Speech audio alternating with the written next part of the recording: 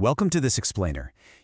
Every great story has that one moment, a pivot where nothing is ever the same again. Today we're exploring exactly that kind of critical turning point.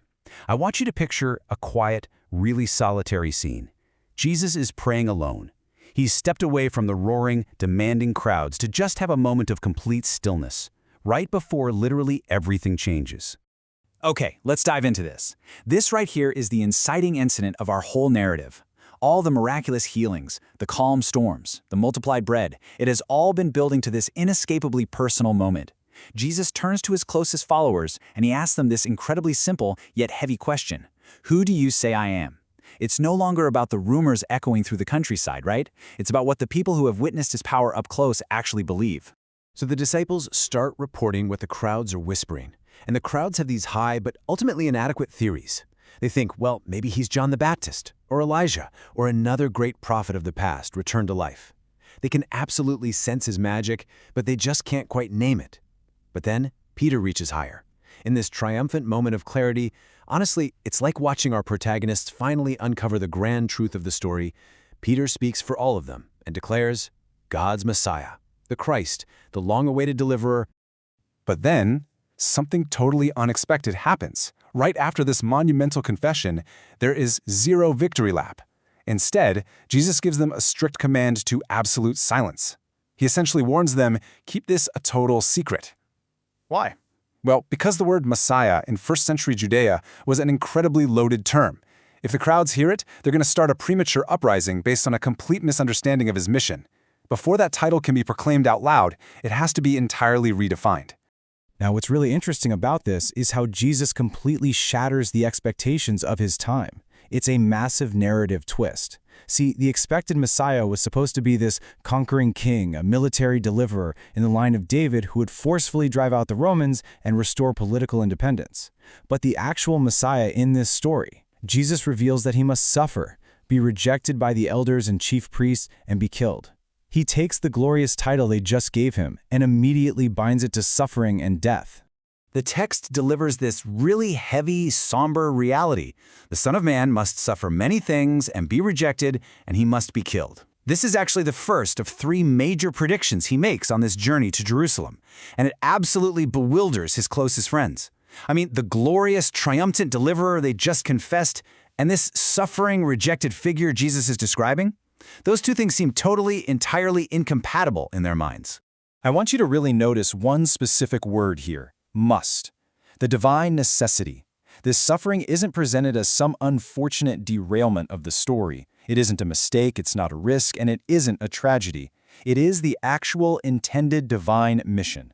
Jesus is stating openly that the path to the throne runs directly through the cross. The cross is absolutely not an accident, it is the purpose. And this brilliantly illustrates how Jesus takes his own path and turns it into a radical pattern for his followers. It's a grave but honestly beautiful call to adventure. First, deny yourself. Second, take up your cross daily. Third, follow me. Now, to the original hearers, this image was utterly shocking. The cross was a horrifying instrument of Roman execution. So to take it up meant walking toward death, renewing a daily surrender of self-interest and following Jesus down the exact same road he travels. This essentially maps out the great paradox at the heart of the kingdom. It functions almost like a magical inverted law of the universe within the text.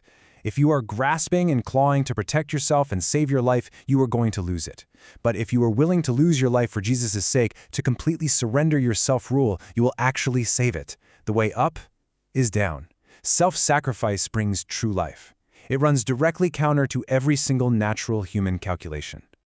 Jesus then asks, what good is it for someone to gain the whole world and yet lose or forfeit the very self? The text just lets the weight of that warning hang in the air for a moment. Think about that. It's suggesting that even if a person gains every earthly treasure, every bit of success, every comfort imaginable, it means absolutely nothing if they forfeit their soul at the end of the age. Grasping loses. Releasing saves. The suffering of the cross is presented as the only path to the coming glory. Then about 8 days pass, and the tone of our story shifts completely back to wonder and profound mystery. Jesus takes his inner circle, Peter, John, and James, up a high mountain to pray. The setting alone here is echoing those ancient, awe-inspiring tales of Mount Sinai, where heaven and earth intersect. So Jesus goes up to pray, and as he prays, something extraordinary starts to happen. The text tells us the appearance of his face changed, and his clothes became as bright as a flash of lightning. For this fleeting, magnificent moment, the veil of ordinary humanity is just pulled entirely back. The disciples are seeing the blinding, radiant divine glory underneath. He is transfigured right before their very eyes, radiating a light that seems to come from deep, deep within.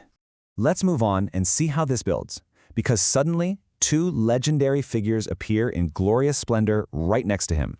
Moses, representing the law, and Elijah, representing the prophets. Their presence here on the mountain is huge. It proves that Jesus is the ultimate climax of the entire Old Testament story. The law and the prophets converge directly, literally, onto him. Now here is a profoundly cool detail, some real lore for you. Luke tells us they were speaking about Jesus' departure at Jerusalem. In the original Greek, the word used there is exodus, an exodus. So Moses and Elijah aren't discussing Jesus' coming death as some tragic defeat. No, they are discussing it as a spectacular, magical rescue mission, perfectly mirroring the great escape from Egypt. The cross is being framed on this mountain of glory as the new, ultimate deliverance. And then, well, there's Peter. He's sleepy, he's confused, and he's entirely overwhelmed. And he makes this incredibly human request. He wants to build 3 shelters to just capture and hold on to the glory. You kind of have to chuckle at his instinct here. It is the ultimate mountaintop experience, and he naturally just wants to stay. But as the text gently points out, Peter didn't know what he was saying. He completely misunderstood that they couldn't stay on the mountain. The great exodus had to be accomplished back down in the gritty reality of Jerusalem. So the crucial point is what happens next. A divine cloud descends, covering them in this terrifying awe. And a booming voice from heaven declares, "This is my Son, whom I have chosen. Listen to him." God himself is commanding the disciples to listen to Jesus, and specifically to listen to those difficult, bewildering teachings about the cross that they've been so resistant to. He is the chosen one to whom even Moses and Elijah defer. And just like that, the vision fades, the cloud lifts. Moses and Elijah are gone, and Jesus is just standing there alone. It's a very quiet aftermath, but it marks a definitive turning point. That sunny, miraculous Galilean ministry, it's ended. Now begins the dark, purposeful, and resolute road toward Jerusalem. The shadow of the cross falls across every single step from here on out. So we've seen the confession, the strict secret, the horrifying cross, and the blinding glory. This storybook twist of the suffering Messiah flips literally every ancient expectation of power upside down. And the text leaves us with a really provocative question. Will you listen to a suffering king? Consider how this inverted law of the kingdom totally changes our traditional understanding of victory and defeat. I really hope this explainer has illuminated the true shape of this incredible journey for you, and honestly, I hope it leaves you eager for the next chapter.